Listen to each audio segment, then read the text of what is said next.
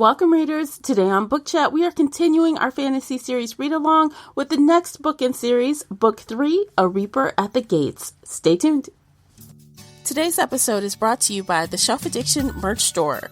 Check out all the bookish t-shirts, notebooks, mugs, and more. Don't miss out on these original designs, perfect for any book nerd. Support the podcast and visit shelfaddiction.com/merch and pick up your next favorite bookish item.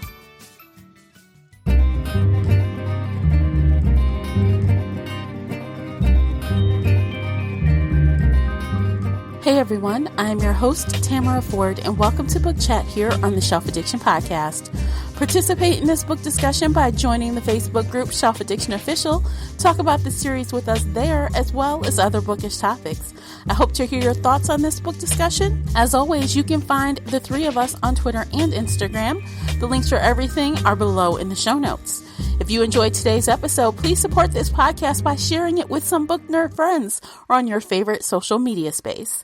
That would really help me out, and I appreciate you for doing so. The uncut video version of this podcast is available now on Patreon. Join us there for exclusive videos, including this podcast after show.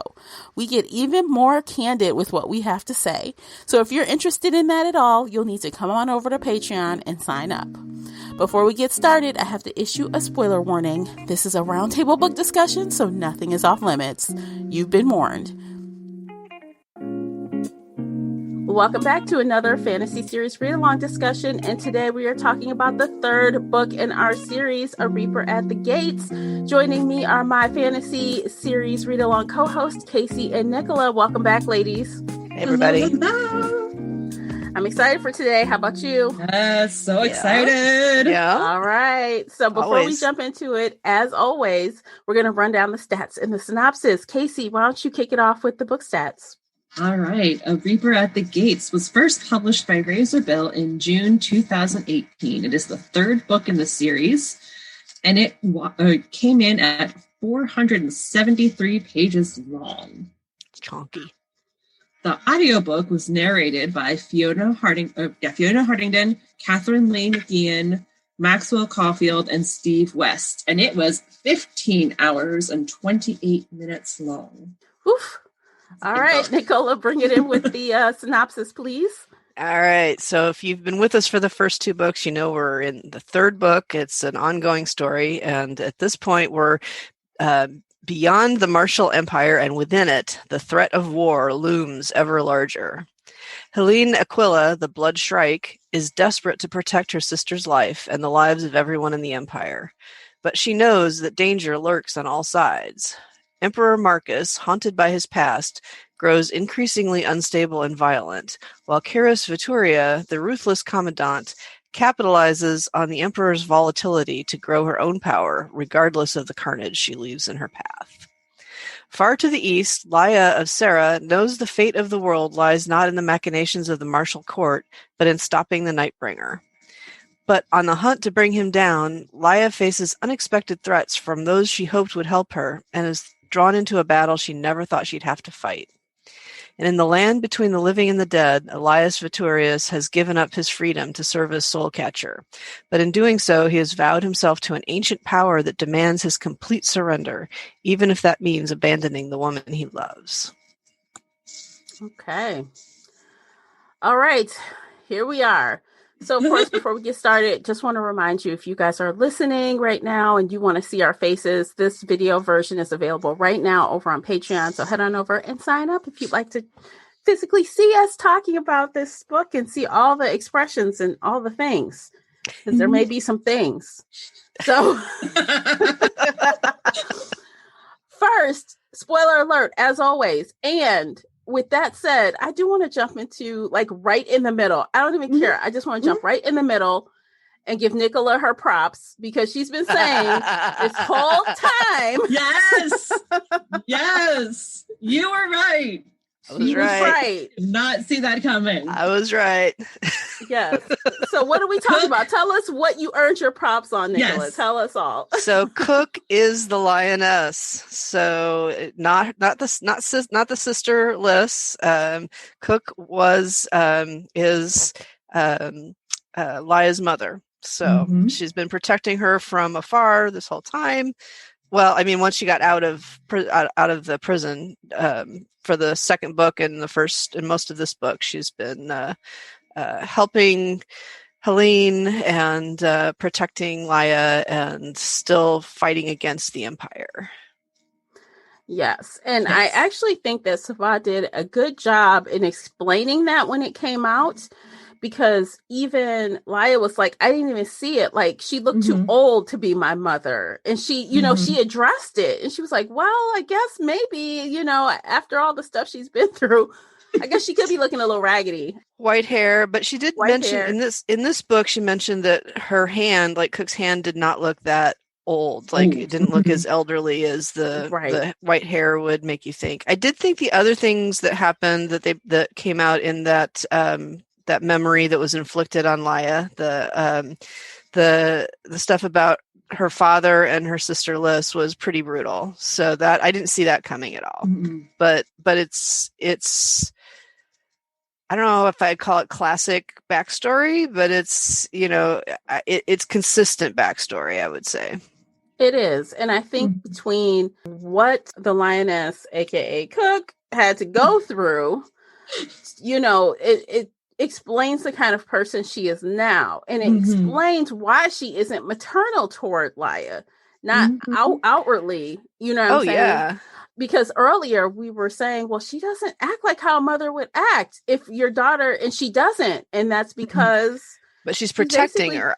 I don't think it's just... she's punishing herself. She just said she doesn't feel like a mother. Like that one part where Laia wanted to touch her and she's like, no, don't touch me, because you know what I'm saying? So she has removed herself basically from the mothering role. And she's a protector, yes, but she doesn't portray herself inwardly as her mother.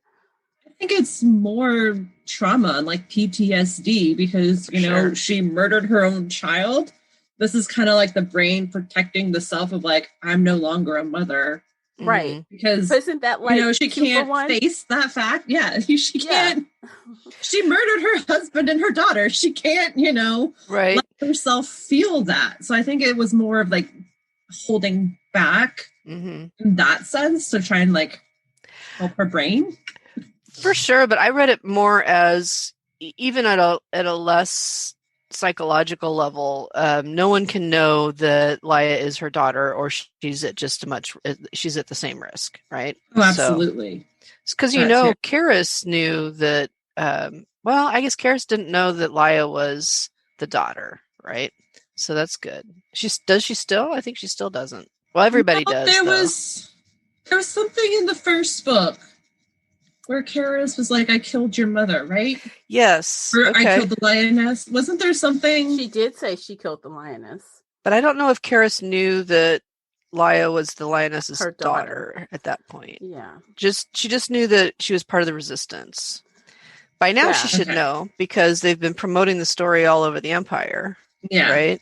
Right. She'd be stupid not to know at this point. But yeah, in the first book, I don't think she made the connection. She just thought... I mean, she might have, because the Nightbringer knew, right? So she might have known the Nightbringer does not tell her everything, as we have come to see. He has his own agenda, for sure. But anyway. So I don't know. She might know. She might have known. Because she knew in the first book, the Nightbringer told her a lot, right? He was probably still holding back a lot more back then, too. Maybe the point is just that we don't know. Yeah, we don't. And the thing is, though, the Nightbringer has said time and time again, I feel like several times in this book, that I don't work for her. She works for me. Yeah, she's my servant. This is my end game, not hers. I'm pulling the strings, not her. So... And she disobeyed orders, right? She wasn't supposed to... try to murder the Shrike, so that was against his direction. And I forget what else she did that was supposed to be. She wasn't supposed to kill Livy yet, the sister, when she poisoned her way back. Right.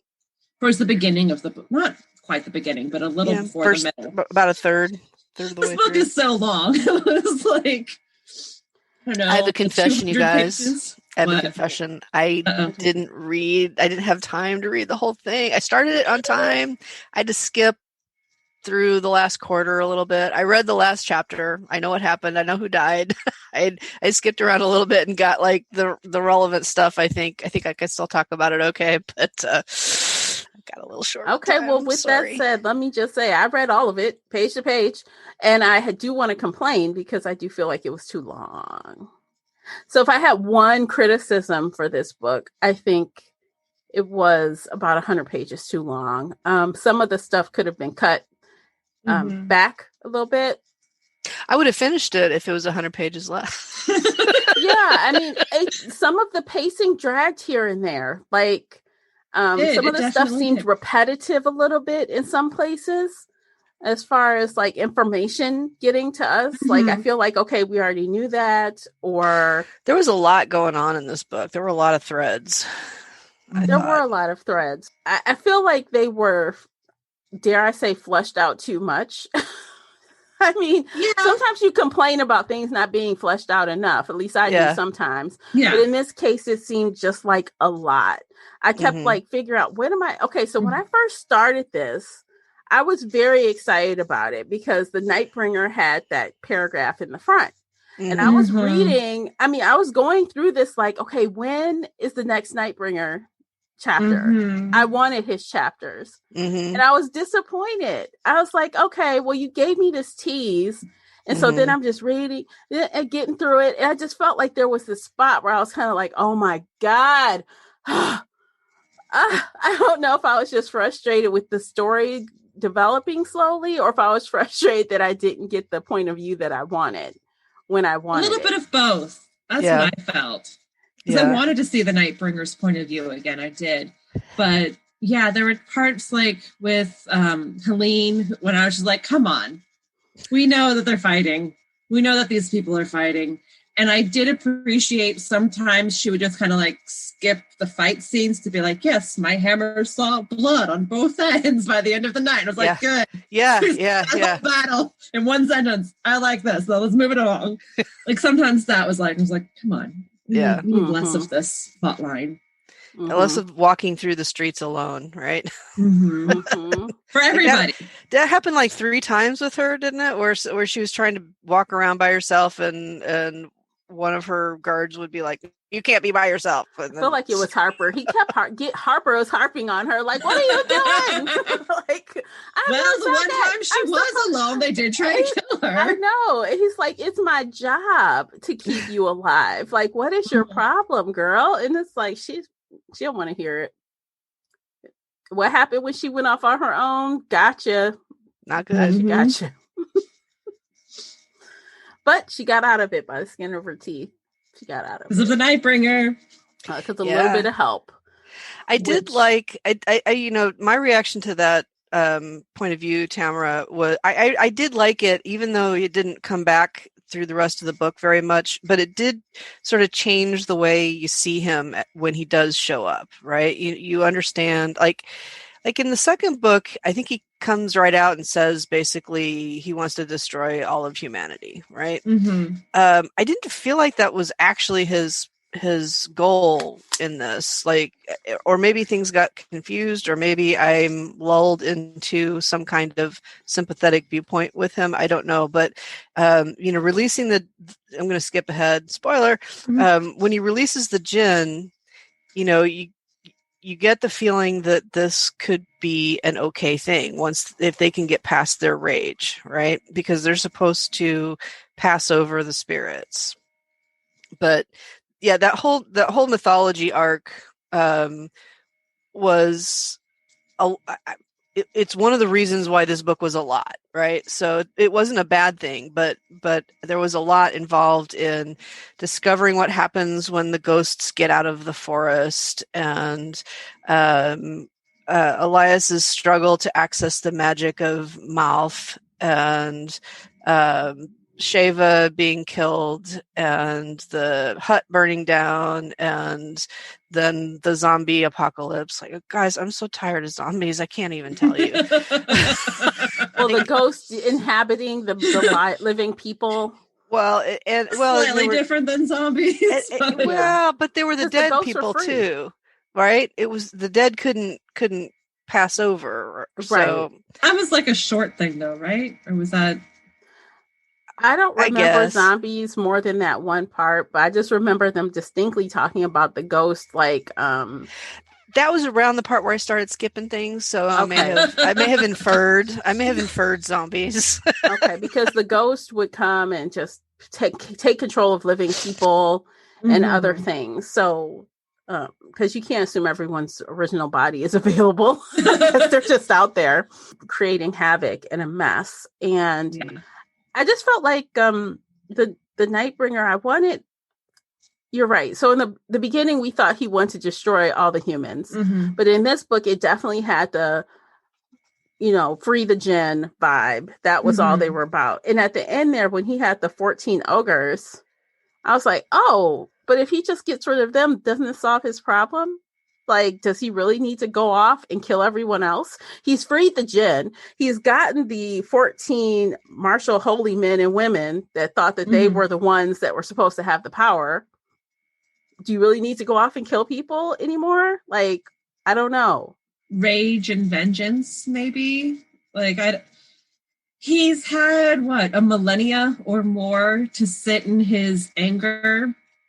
And yes, the opening chapter definitely humanized him, because in book 2, he was just this evil entity. He was just evil for evil's sake, almost. Not quite, because we knew what he wanted to do, but he was, we were just seeing him from Maya's point of view as he's this evil thing that she has to fight. In cahoots with Karis, making Karis more powerful. So he's just like the bad guy, right? TM. And so in this one, it really humanized him. It really made him. It made you understand why he was doing what he was doing. Multidimensional. So I'm not quite sure. I'm not sold. I think he might still wipe out humanity, because he talked about it a lot. Like he wants to do that. He did get what he wanted and freed the djinn, but I don't know. He's really mad at humans, and he's fallen in and out of love so many times, and he's just hurting. So he needs to take it out on somebody. And now that it's been like revealed that the ogres, I guess he was telling Cain, or specifically Cain, they made them unknowingly. He made Laia, Helene, and Elias, like, what did they call them? I guess they were champions for that team, and they didn't know it. They didn't even know what was happening. You know what I'm saying? And that was really bold and rude. And they're handpicked by the augurs. Right. But you don't get to have a say in, yes, I want to participate in this or not. I would say another thing that's a little partially baked so far is the other 14 augurs, right? Like, they played a role, like one or two of them had a role in the trials that we never saw any of them again, and now they're dead. Yeah, they're dead. I mean, I think they got the power back that they originally took. The power went back to the djinns, and that's why they died, right? Well, okay. Yeah. No, we did see the augurs a couple times in this book. There was a scene where Marcus and Helene went to go visit them, and Marcus saw the one female augur by himself, and he was really pissy afterward. He was like, she hasn't been wrong yet. So Helene needs to, the Blood Shrike, she needs to lead the armies. It was a very small scene that I was definitely like, okay, this didn't need to happen. But it was just one of those things where it's like, all right, here's the augurs, we listen to them, they're revered, we love them, they haven't been wrong yet, we fear them, they're creepy. Okay. I think Helene ran into Cain like one other time. Like, they were mentioned a few times in this book. So I mean, Cain plays a big role, but like, I don't know, I'm just I don't know, so it wasn't like they the one there, scene not there. where Helene and him came together. She was trying that blocking thing again. She's like, well, I can't use it with the Nightbringer. I'm sure I'm going to use it now. And he says, oh, you're blocking your thoughts. Oh, should we talk about whatever then? I'm like, what? You just want to talk about whatever? You don't want to... You don't have any more info for her? Okay, I guess. It was a small thing. Yeah. It's just there's a lot going on. Little subplot that needed to be tied up, and so they got sprinkled in. Yeah. Now they're gone. Yeah. What did you guys think of the mouth mold entity, like the magic that Elias was supposed to be accessing and working with? Honestly, at first I was kind of confused. It took me a minute to kind of sort out what the fuck was going on. So I'm like, okay, because it's like, so the magic was its own entity, but it didn't really reveal itself to be its own entity at first. At first, it just was like, I can't reach the power and I don't know why. Mm-hmm. And then later on, you know, the power started talking to him and stuff. I'm like, okay. I don't know. Yeah, I think it's interesting because I don't know if we can actually trust it, right? So Elias has basically surrendered to it, right? And has given up most of his humanity except for that little tickle in the back of his head that Moth keeps telling him, don't worry, that'll go away. And but it's different from what the Nightbringer is saying. Like, their stories don't match. And it's not telling Elias everything, right? There was the thing about the sea of creatures and the blackness and the darkness, and he's like, you'll learn about that later. It'll be all right. So I feel like there's more to come from that, and that will probably be the way that Elias and Laia get to be together in the end. Because I think they will be together somehow. Come on, guys. Yeah. They are not going to let them stay apart. They are going to find a way. They're Romeo and Juliet this bitch. Well, hopefully not. Hopefully not. Well, Laia explained how, like, her love for Elias is different than the love she felt for Keenan. And I was like, oh, yeah. No, they're Romeo and Julieting this bitch. Even Elias felt a little bad for the Nightbringer, too. He was like, even after everything he's done, you know, I guess learning that story that he learned while being kind of held prisoner in the trees or whatever. He's like, I feel like a little bit bad for the guy. Like, you know, I changed my point of view a little bit.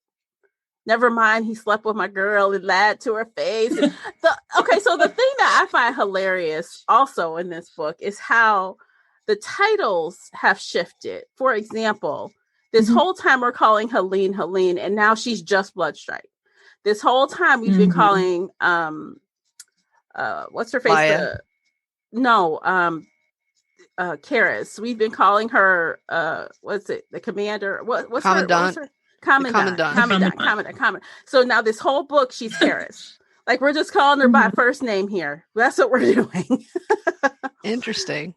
That was a really good and subtle shift in the characterization.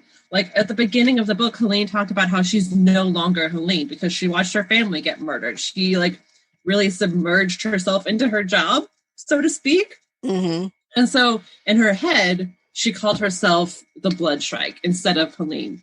And there was a whole part, in, I think it was chapter 3, when Elias sees her for the first time. The first thing he does is he calls her Helene, and she's like, oh my God, he used my name, except I'm not Helene anymore. Like, it was a whole thing. So I think that was her internal shift into calling herself, or no longer calling herself Helene. And then denoting the commandment. I can't speak today. I'm sorry. Commandant. She's just like, no, she's not my superior. She's not my teacher. She's this lowly bitch. She's the bitch of Blackmore or whatever it's called. Like, she's calling her by her first she fucking doesn't name. deserve that title. First name, bitch. I'm taking you down. There was a chapter. So that was like that. There was a scene when Harper was getting a little romantic with the Bloodstrike too, and started to call her by her name, and she was like, "No, call me the Shrike." I'm not Helene. If he hadn't messed up and said her name, hey, he might have got some. He might have got lucky. She was still weak that time. I don't know. Do you want to get with somebody who's calling you a Bloodstrike? I mean, come on. I mean, that's what she's calling herself. The butcher. The writing said, you know, oh, well, let me stop and think. Oh, I do. He's hot. Yeah, let's do it. I mean, she basically said that on the page. And then all of a sudden she was like, about face. Like, no. Because it's YA. So there's lots of almost kissing and lots of almost sexing. And yes. But Well, Elias and Laia got really close in that one chapter. Yep. He's like pinned up against the wall and then stopped. The bed, and I'm like, oh, wow. And then stopped. It's like, okay, that's the This way is too real. And then they roll it back. The author rolls it back where Laya won't even remember it. She's like, what? She I'm like, kind what? of remembers the dream. Like, He's it's like, she thought it was a dream. And he's like, it's real. I'm like, what the fuck? Like, okay. Oh my God. I mean, the world building is interesting. It's different. It's very, it's very unique and fresh. But I would say that it's a little bit Deus Ex Machina-ish in the magic can do whatever the author needs to happen in that moment. People just teleport from one point in the empire to 1,000 miles away or whatever. And the wind and all the wind walk, or it's real or it's not real, or they're talking in their heads, or, so I feel like there's this, like, there's always some kind of loophole that might come up and just, yank you out of the world building a little bit. It's not like really awful, but it's just got a little bit of that flavor, I think. Yeah, definitely. You said you had 2 points, Casey. What was it? Was that Bloodstrike and Karis were the 2, or was there something else? I don't remember. I don't remember at all. Never mind. It's all right. Just had the 1 point. It's all right. I'll think of it later. It'll come up. It'll come back. Oh, the magic and Elias. Sorry, I wanted to go on that tangent. I actually really liked the fact that he was struggling with the magic, because even as Helene said at one point, his whole character is just to do like the impossible and then pull it off somehow, and then grin and say something witty afterward, which is how he acted in the first book. He would just do the impossible task, like pull it off by the skin of his fucking teeth, and then, because he was the best mask ever. Yeah. Because he was the best, and he was good. Like, I don't want to take that away from him. He did have all those skills. He did have that ability to pull shit off. But now that he's stuck here, even from like the very beginning, he's been struggling with it. And I really liked seeing him struggle. It's not coming easy for him. He can't accomplish what he set out to do. And I thought that was a good twist for his character arc. Make him struggle, make him suffer, make him fail. Right. But that struggle allowed him to do what he thought he needed to do early on. Remember, we were talking about, how is he going to do all these things? He was doing those things early on until he figured out, well, I cannot be this way and that way. Yeah. I can't do both. But until then, he was flying around, helping Laya and the crew, free people. He was doing all of that. So he wasn't confined to the forest until he gave up. And gave in. When Sheva was killed, like all of a sudden he didn't have his sort of safety valve anymore, or safety net. Yeah. I'm surprised she let him do what he did. I mean, honestly, she let him run around at, helping saving everybody, and she has this very important information. She didn't tell him a lot of things about this power, and it's important. I'm like, you should set his ass down and say, look here, man, look here. That's a really good point, because, they actually came out and said, that he was used to sneaking away from his teachers because of he's used to being a student, and he knows how to like circumvent the authority. But now this is something he actually needs to learn. And the teachers, she's not used to being a teacher, right? So she doesn't. And she's not mean. She's not going to whip him. She's not mean, and she's not good at it, right? So she didn't convey the information she needed to convey. I don't know. I don't even think it's about being a teacher. If I like you as a friend, like let's say we're cool, she liked him, right? She thought he was decent. She felt bad about what was going to happen to him. I'm like, look, I got to tell you what's all the way going to happen to you. Okay. Yeah. I mean, even in that respect, like not as, great teacher, teach a student, but like, just like, let's keep it real. You need to know what the fuck is going to happen to you, because shit's getting real in here. Like I could tell something is wrong, but she didn't do that. She kind of just was like, well, and then she got killed. So that was unfortunate. So he had to learn the long way, the hard way, because he just didn't have that outlet anymore. So, which was good. I agree with you, Casey. That made the story more interesting. It made him more interesting. I felt like there was a lot of traveling. There was a lot of traveling. Like, there's a lot of pages of, I rode through the night changing horses and not eating and blah, blah, and like there was a lot of that. A lot of it. There was a lot of it. And of course, a lot of 4 weeks later, 6 weeks, 2 weeks, 3. I mean, 3 weeks, 3 days till the green moon. Yeah, a lot of mentioning of time. You know how much time has gone by. It's been months and you haven't XYZ, or just the casual mention of time passing along with all the traveling. So I wonder, has this book taken like over the course of like 6 months? It feels like so. It was something like that, because they at the beginning they talked about like the green moon being the big deadline, right? The prophecy was talking about it. Marcus kept talking about it. The shamans or the warlocks mentioned it, so there was, and honestly, when it finally happened, that was the part that I was kind of going past. So I'm not sure. You guys tell me what happened when the green moon was. That was the battle at the pass where they were going through the caves. Is that when the green and the baby was born? So when the moon, I guess on that day, that's when all the shaman like raised all the ghosts, and then the ghosts took control of all the people, and they were like super powered people, like jumping over shit, and like they were like, oh God, we can't keep this up. Like, what is happening?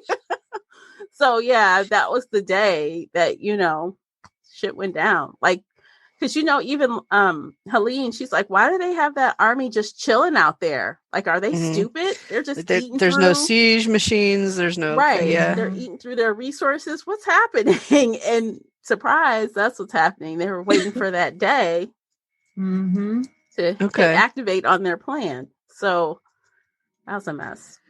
Okay, well, we do have a lot more to talk about, and so we're going to take a quick commercial break, check out the sponsors, check out the merch store. The links are in the show notes.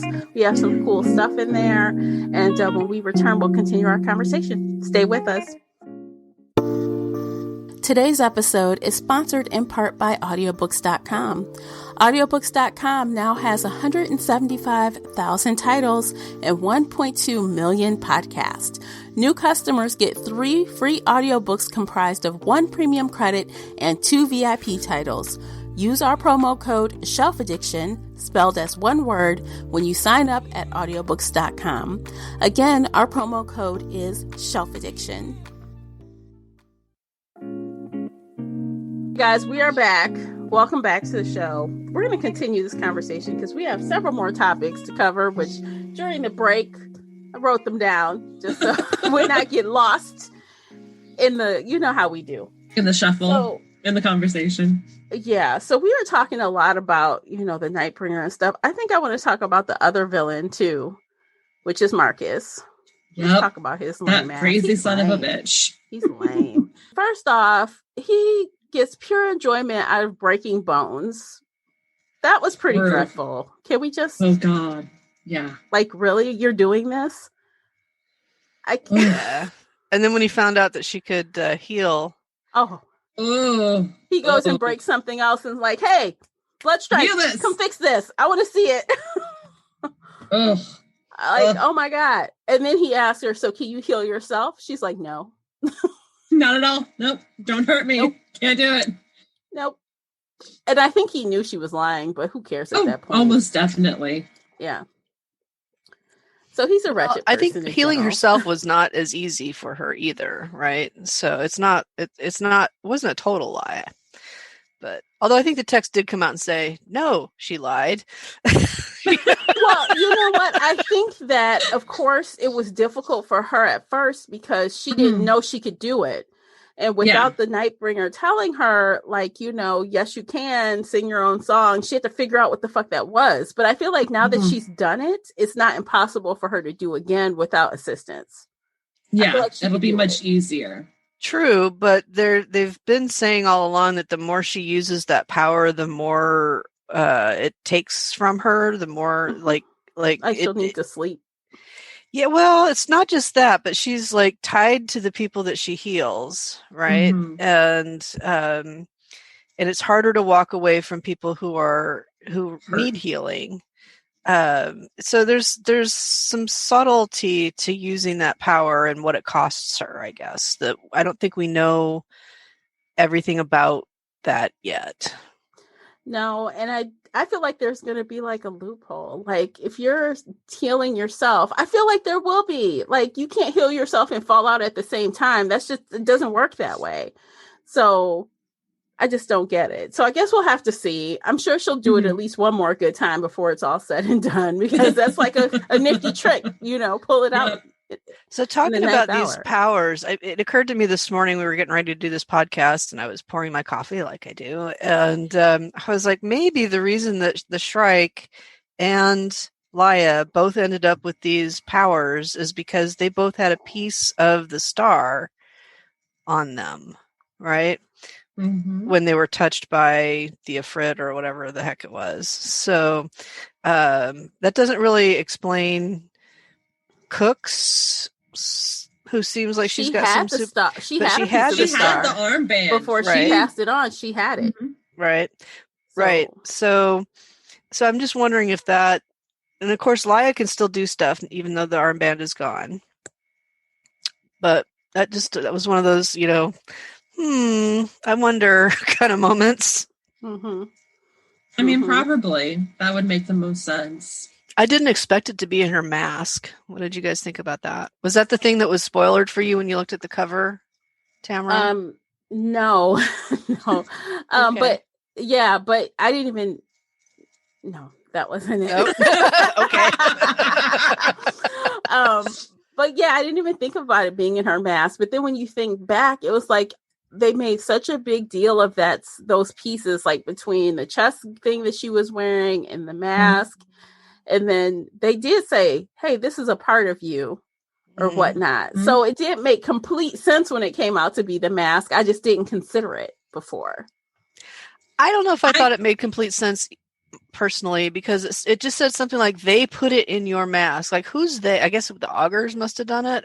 But who did that? And I guess it must have been Cain, right? Because he had handpicked all these people. So, but that seemed a little hand wavy to me. They've been playing the long game, though. Yeah, they can see the future, right? Like that's their big thing, is they see all the different possible futures and they know what's going to happen. So it would make sense that they, picked her to join the school, and then, they put the stuff in her mask, and then they picked her to be part of the team, or not the team, you know what I mean? Yeah. Well, they gave her that shield, and then she forgot about it. I mean, what I'm saying? They've been playing this game a long time, so. And they probably had backup plans, too. Mm-hmm. Like, there's probably, maybe Dex had something in his mask, because they knew he'd be in here somewhere. So, I don't know. These people can see the future. I don't know if there's multiple. They've been playing this for centuries. The mask, not the mask, the star was complete. That was how he was able to free the Jinn. So there's no other pieces. Right. So. I don't know. Like it was. Yeah. They were planning stuff, and maybe there was a backup plan, but. Yeah, so they must have been expecting the star to get completed, right? Because they probably could have intervened when the Nightbringer was wooing Laia, right? Cain could have showed up and been like, don't mess with him, don't do it. I'm trying to save you. I'm looking out for you, but no. It's hard to tell how much the augurs can like interfere with the Nightbringer, though. Well, none anymore. None at all anymore. Well, Cain's still alive. He is. By the skin of his teeth, man. He's gonna kill his ass too. Soon as he's got his revenge. Yeah. He's like just hanging on to him for, just to twist the knife a little bit, I think. Yeah, that something. I assume we'll see something about that happen in the last book. So we were originally talking about Marcus. I want to kind of go back to Marcus because he was crazy and everyone thought he was crazy. But I want to talk about the ghost. Okay. His brother. Zachary. And we did say, oh, it's probably his brother. But to me, I feel like there was a little disconnect in the story unless there's a place that I missed. Because I didn't think that all these ghosts were over bleeding out of the forest until a certain part. But Zach was with him long before they started talking about all the ghosts bleeding out and occupying people and, you know, the ghosts just exceeding the amount that Elias could hold. So that doesn't really connect to me. I don't think Zach ever went to the waiting place. I think when Marcus killed Zach in that trial, his ghost has been next to Marcus ever since. Like, I think, like, he never left. It was... Because even back in book 1, they were talking about how Marcus would sometimes look over his shoulder like he was looking for Zach. And so I think Zach's been there the entire fucking time. And Marcus has just slowly descended into crazy. Yeah.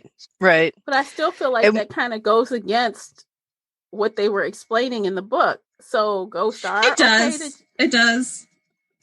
Maybe it's a plot hole. It's the twin bond. Yeah. Maybe the augurs all cast spirits magic come spell here except twins and except that are murdered by their twins. For this one ghost. He has to stay here. Like, I don't know. It was definitely that's a plot hole. But yeah, I think Zach was there the whole time. I don't think he ever went to the waiting place. Because Elias would have mentioned it. Because he mentioned everybody else. He saw, his friends in book 2 who he killed. He saw Helen's sister, or her middle sister who got her throat slit at the end of the last book. Hannah, thank you. He saw her and talked to her for a while. So if he ever saw Zach, he would have said so. Yeah, you would think. And he didn't. So I'm although Zach died long before he was in that forest, long before he took that deal. His friend who he killed would have been there at the exact same time. Right. But we know of that though. He was disgruntled, right? He was disgruntled. He stayed on purpose. So a bunch of the spirits that died in that trial battle had already passed through when Elias went to the waiting place for the first time. Right. So he didn't talk to everybody that had died in that battle. No, just a couple that were kind of stubborn. Yeah. So that could have been passed off, right? Yeah. I mean, if your twin murders you, I think I'd be disgruntled and stick around. But you got the sense that he forgave him, right? Because Zach would have forgiven because of the situation. But I want to ask you guys, here's something that I didn't quite catch. Maybe it was explained more in the parts that I was skimming through. There was a part where maybe it was the Nightbringer or maybe it was Mouth that said to Elias, why do you think you don't see tribespeople here? And then there was the thing about how they have the fakirs that help the spirits move on in the tribes, right? But I don't know. I'm trying to figure out, like, why wouldn't they have to go to the waiting place? Is it just that the fakirs did what the jinns used to do? Is it that simple? I think so. Okay. Yeah, it was like they perform their ceremonies. They can talk to the ghosts. The young girl, I forget her name, who he met. Right. I know she was 16. Like, she had just started training, or she'd been training her whole life, but she just became because her grandfather died. She said she could talk to ghosts, except that she could no longer see the ghosts now because something weird was happening. Okay. So they have that power. They can see the ghosts. They can help them pass on if the Nightbringer isn't fucking around with everything, If the ghost can actually pass on and not sit around and torture everybody. The Nightbringer was killing off all the fakirs? Is that what was going on? I don't know. Because there was that thing where she said, all of these, all the elders were dying in mysterious ways. Her grandfather drowned when he was strong and healthy and knew how to swim. And there was other tribes that had similar. It wasn't fully explained in this book. I hope it comes out in the next book, because that was one of those things where I was like, this is part of the plot. This is part of his fight. But I don't know. Yeah, it wasn't fully explained. So Okay. I just like the problem with the waiting place being a physical place and having physical constraints is that, the empire is made out, or not just the empire really, but like the whole world is made out to be pretty big, right? So like, is there really one soul, one person that can process all of that? And I know that's part of the gens used to have many. There were many of them. Right. I mean, that's part of the point, but it's been like a millennia or something where one gen has been. I don't know. It just feels a little. Also remember, what's her face was a gen, right? Mm-hmm. Yeah, so she had a punishment. So she wasn't a human doing the job, which they kind of pointed out. Like, dude, you're human. What you gonna do? You can't keep up. You can't do this. Yeah. So I think that was part of the reason why the overflow and all these things contributed. Maybe next book where the Jinn are released, we'll learn a little clear more. All that up. I don't know. I mean, I don't know if that's going to clear anything up, because we already know. We already know YA. They're going to let Elias out of this. So who's going to replace him? How's this going to work? Make it make sense. That's all I'm saying. Make it make sense, please. Some of those Jinn are going to come and do their duty, right? I think so. Fingers crossed. Let's hope.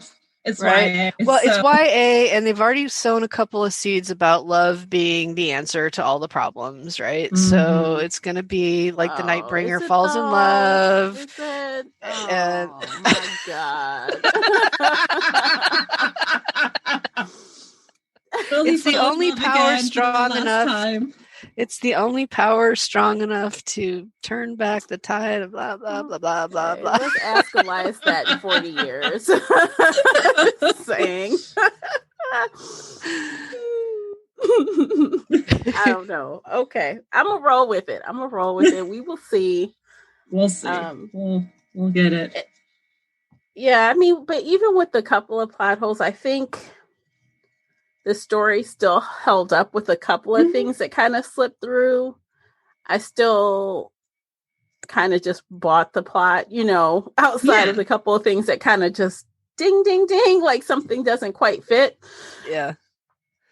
See, I'm holding on to the hope that it'll get explained in the next book, because so far there haven't been like really big plot holes. And I don't think Sabata here would create this and then not fill it in. There are the little magic loopholes. There's the little things here and there. But like, these are big plot holes. And so far, she hasn't been an author who just like would leave this open-ended. Right. So I'm holding on to the hope that it gets solved in the next book. If it doesn't, that'll change my whole opinion on this book. but I'm holding on to that hope, because as an author, I've learned to trust her.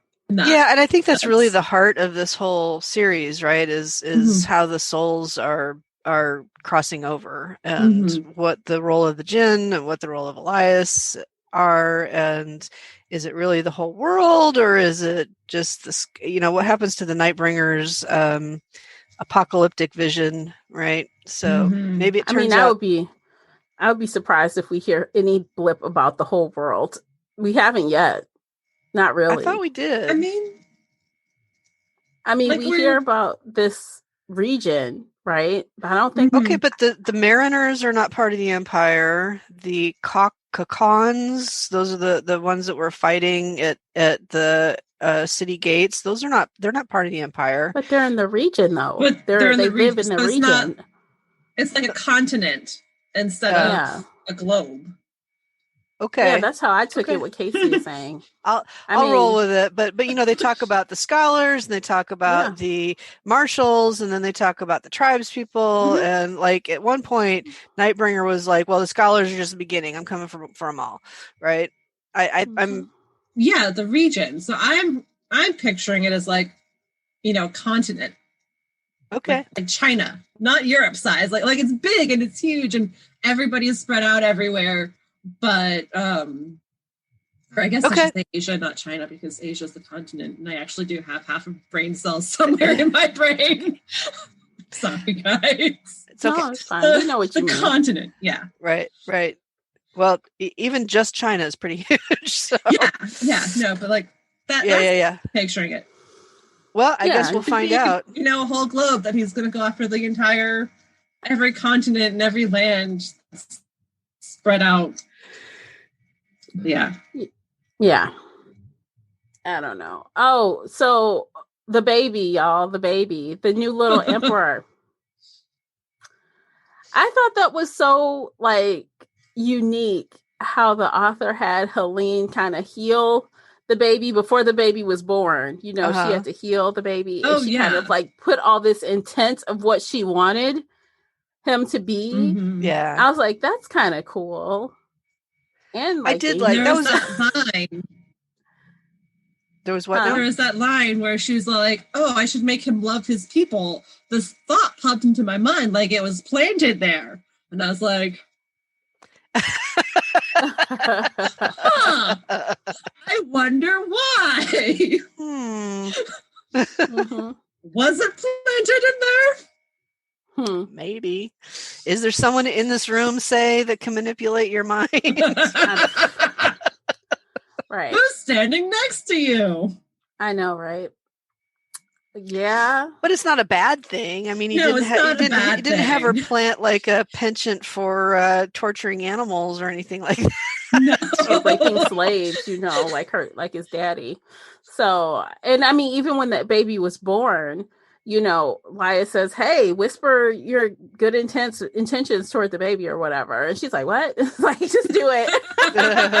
So she kind of has two shots at it, right? So it's it's kind of cool. And she can kind of feel the connection to that baby because she healed him. So yeah, Helene is definitely a heroine in this story. Yes, definitely. Well, it was his song. They talk about whenever she heals somebody, she has to find their song. She can't just go in. He didn't have a song. Right. But it had to fit him based on his lineage, right? So she lineage, she was creating that song for him when he was still an unborn child in his mother's womb and dying. He hadn't had time to fully create his brain yet, so he didn't have a song. And that's so do you think she could have done anything? She could have put. I think in that moment she could have done anything, but she wanted him to be like her sister, like her father, like her family. I think it had to fit. Make him love his people. Yeah, but I think it had to fit, right? There was a point in there where she's like, "Well, there's something missing," and is that what you're saying? Well, that was planted in her head, maybe. Well, yeah, that was planted, but she created that song for him. She, said, "I'm only going to put 2 pieces of your actual father in here. What he could have been if he wasn't a psycho." Right, strength in battle, and there was something else. See, I don't think anything was planted. I think she was she knew from what her and her sister discussed that the plan was to have this baby be the emperor and to get the fuck rid of Marcus, right? So she was thinking strategically, what would a good king need? Parts of the good parts of my family and the good parts of me and my sister and the good stuff from his crazy daddy. Yeah.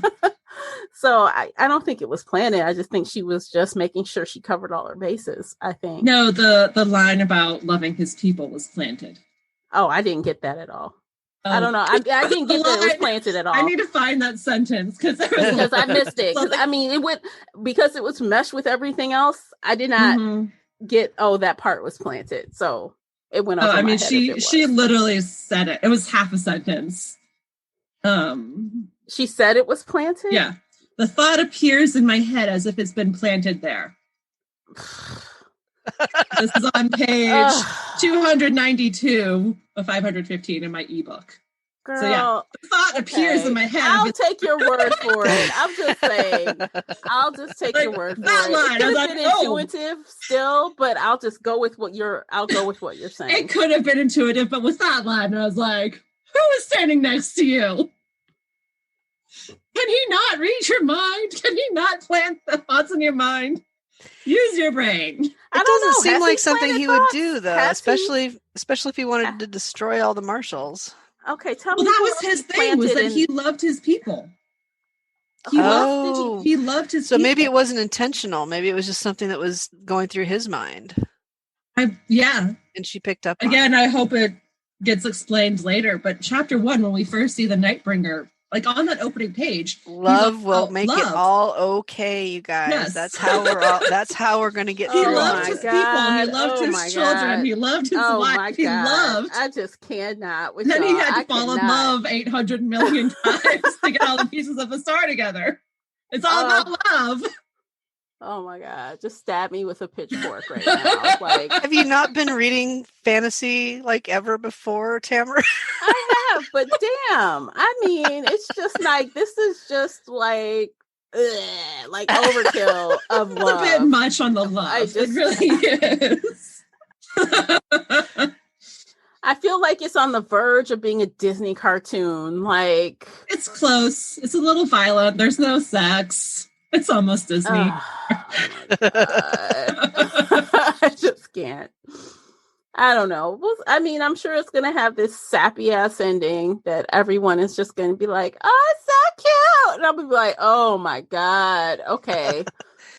And I do like good versus evil, but not necessarily told through this lens of love. I mean, good and bad, good and evil. That's like the root of all these good, really good series, right? It's ultimate evil versus ultimate good, or people trying to be good, right? But not all, gooey eyed love. Let's just hug everybody. It will be great. Sprinkle it on. Yeah, just sprinkle it on and it'll all be. I'm just saying. But y'all know me. Y'all know I go against the grain, so y'all should be used to it by now. If you're not, I don't know what you're doing here. I don't know. The discussion for the next book is going to be fantastic. Yeah. Oh, something. I don't know. Okay, so do we have predictions? Oh, wait, before we do predictions, do we want to cover anything else before we have our predictions? The beekeeper! Yeah. Oh, let's talk about the beekeeper. Can we talk about him for half a second? Sorry. Yeah, let's talk about him. No, he was pretty crucial in this. Yeah, he had a major role. He was along for the ride. I liked him. I liked his character. Did you guys think that he was going to be that important? That he was going to be a consort of the princess? I knew there was something going on with him and the princess because of, the things his face did when they talked about the princess. Yeah. Yeah, those are obvious. But I was surprised that he'd actually been married to her. And I was a little bit surprised that he couldn't figure out how to banish the gremlins or whatever they are around her. Mm-hmm. Just hanging on to her. It's crazy. Yeah, because he can control the wraiths, which are not the wraiths. What does he control? The other things, the whites. Yeah, the whites, yeah. Yeah, no, that was weird. That was another one of those, what is happening here?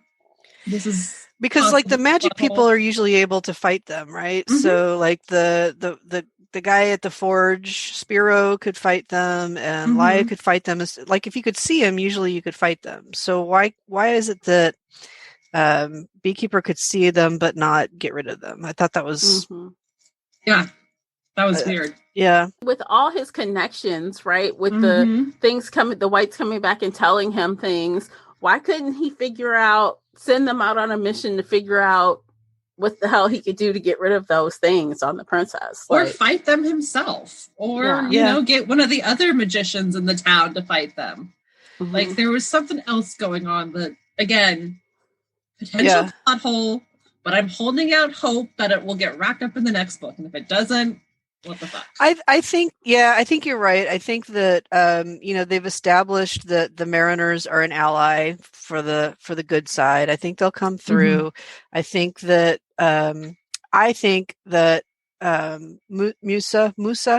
Musa will get his happily ever after with Nicola. That she'll get cured of her Her wraith problem. Of her, of her infestation. Yes, her problem. We'll get a good Orkin man out there and dip her in a bath of salt or something. I don't know. Just get him off. Well, salt cured the ghost problem, right? Yeah, just throw some salt at her. They had a lot of salt. They must have had a lot of salt in that tribe, but yeah. All right. What about you, Casey? Do you have any predictions for the next book? I think it will be very happy. I think it's going to get a little dark, and then everything's going to fall into place, and we'll be all like, oh, yay! Love conquers all! Hallelujah! Everybody gets a happily ever after. Not everybody. Right. So who's going to die? Let's do a Deadpool. We know the commander commandant will die, right? Karis is out. Yeah. Done for. Yeah. So it's just who's going to kill her. And I still feel like it's going to be Elias. I don't know why, but I still feel like in my bones he could kill his mother. I still think it's going to be the Shrike. Okay. I think it's going to be Elias. There was that weird thing, again, possible plot hole, where the cook was leaving those statues in the commandant's room with the mother and the child. That was weird. What the heck was that about? Unless the cook kills her. Well, the cook said she wasn't going to anymore. She said... Okay, so maybe I missed this. I thought the cook died in the standoff at the end, near the end of the book. It was not verified that she died. There was no body. Ran away. I see. And she was there, but we never So it's a got soap opera death. Yeah, we didn't see it. It's a Susan Lucci. It's a Susan Lucci's husband death. Yeah, I mean anything is possible. I mean they implied that she died, but we never had verification of it. Okay, fair enough.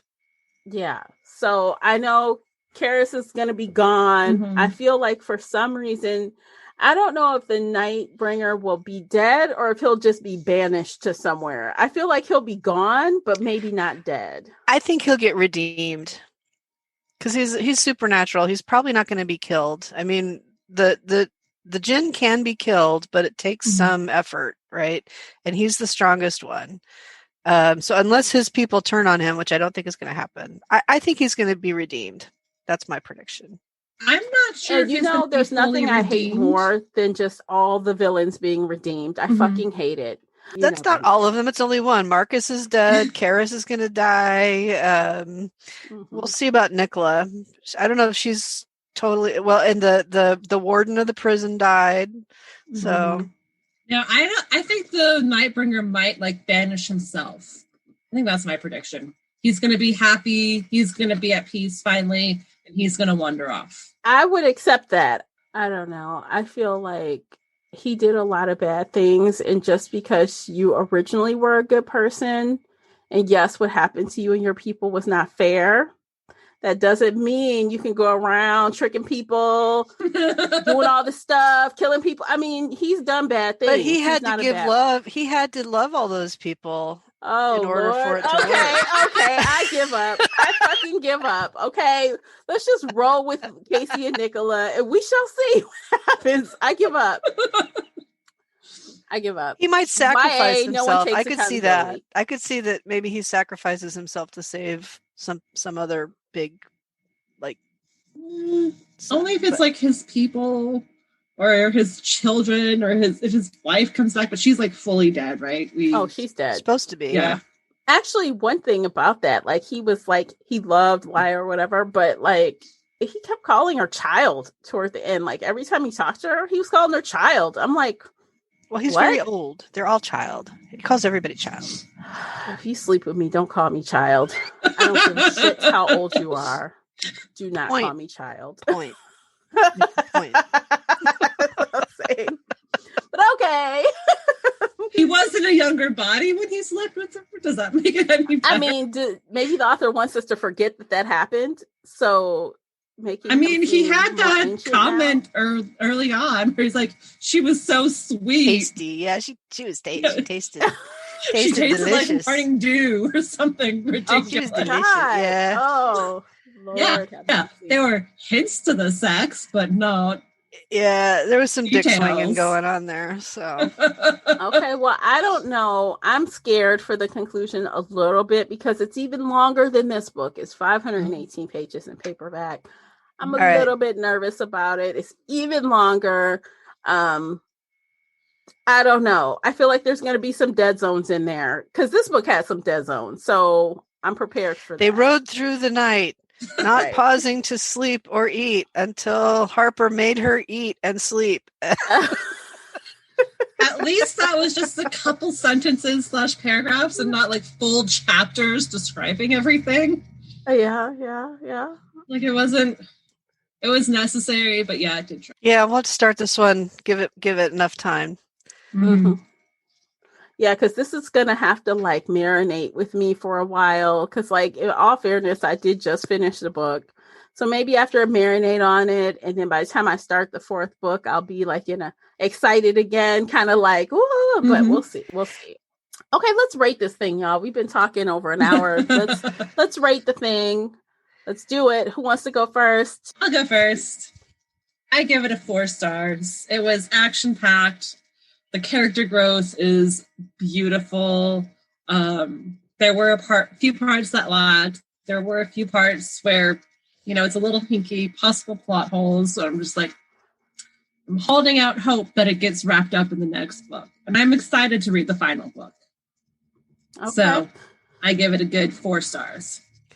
Yeah, that's kind of the final criteria, isn't it? Like, are you dreading the next book? Like, or are you like, yes, I want to read it? So, I feel bad rating it because I didn't get through it 100%. I would say it's at least a 3.5, and it might go higher when I go back and finish it up. It did drag a little bit for me, but mostly the reason I didn't finish was just me getting busy, not because the book was hard to get through. So it took a little longer than I expected to during the time I did have, and then I just didn't have as much time as I expected. So the fact that I didn't finish it, I don't want to blame that on the book. So I'm going to say at least 3.5, maybe 4, but it sounds like it went pretty good, the parts that I didn't get to. So for me, I rated both of the prior books a 4. And surprisingly, I'm going to go with a solid 3.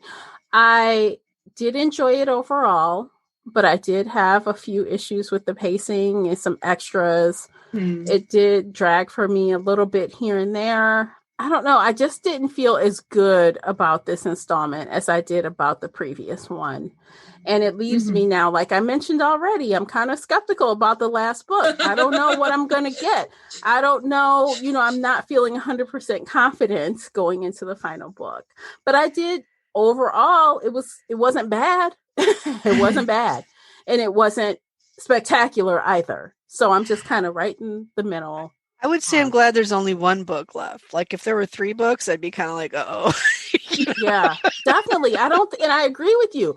I couldn't read 3 more books of this. I would not want to because it's a lot going on. It's really labor intensive to get through some of it. It's actually, when we start breaking it down, there's a lot going on as far as like threads. I guess violence and like just the energy that it takes to go through the stuff that's in this book. Or this series. I don't think it'd be possible for them to have 3 more books unless some big shit happens in the next book. Like, here's a new empire we have to fight. Like, the plot itself is too confined to this 4-book giant book series arc. Like, it's not. Yeah, I mean, I wasn't suggesting. I wasn't suggesting that there might be, but sometimes the way publishing works, you get towards the end of the 3rd book, and if it's doing really well, all of a sudden you have like another trilogy contract, and not just let's tie this up, but more like let's keep this going. Yeah, that's what they did for a couple of other ones that ended up being bad after the 3rd book, because clearly the story arc ended. They could have ended. But then they decided, I mean, it wasn't 3 books, but that happened with Cassandra Clare's books. There was a clear end, but here comes some more books. That happened with Red Rising, Pierce Brown. It was a clear end to that trilogy, but they gave him 3 more books, and now the books are kind of shitty. Like, they're not like what they were originally.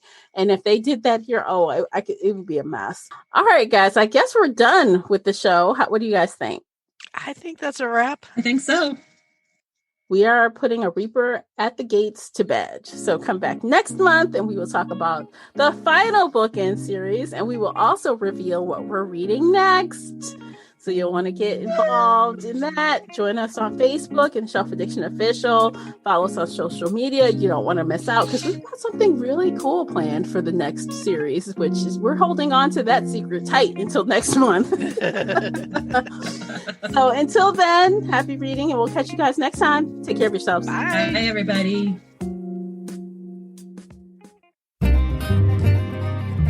If you enjoyed today's episode and would like to show your support, there are a few things you can do. Head on over to Apple Podcasts and leave a positive 5-star review, or like this episode on your favorite podcast player. It seems so simple, but it really helps me out. You can share this podcast with other book nerd friends or on your favorite social media space. You can also join the Shelf Addiction Patreon family. For as little as $2 a month, you will help us produce even more awesome content for your ears. You can also consider joining the Shelf Addiction Official Facebook group, where we talk all things bookish and more in a safe space. The Shelf Addiction Podcast is a part of the Nerdy Maven Network. You can also reach us via email at info@shelfaddiction.com. Thank you for listening.